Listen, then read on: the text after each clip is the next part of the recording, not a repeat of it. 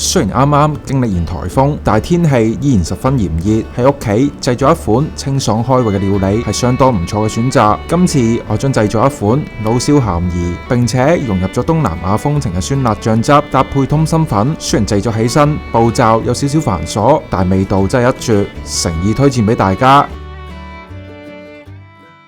至於意粉方面，我哋選用咗嚟自意大利嘅意粉品牌 Pasta Bolsolasco。Pasta Bolsolasco 生產嘅意粉精選高品質小麥，使用傳統青銅模具人工手製。而家為咗令每位顧客都可以更具性價比咁體驗到高品質意粉嘅魅力，我哋聯同品牌方特別推出全場意粉限時特惠，歡迎大家點開評論區嘅鏈接購買。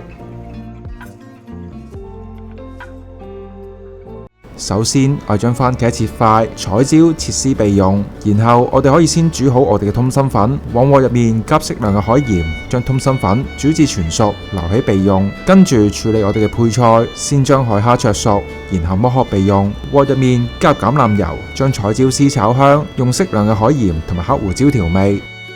而家可以開始製作我哋嘅靈魂醬汁。鍋入面加入橄欖油，將番茄炒軟之後，加入適量嘅清水，燉煮10分鐘，然後過濾出番茄汁，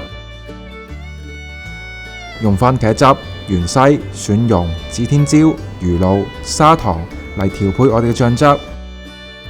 最後將煮好嘅通心粉、蝦仁、彩椒絲同埋我哋嘅醬汁拌勻之後，就可以上碟啦。大家一定要試一下我哋今次嘅靈魂醬汁。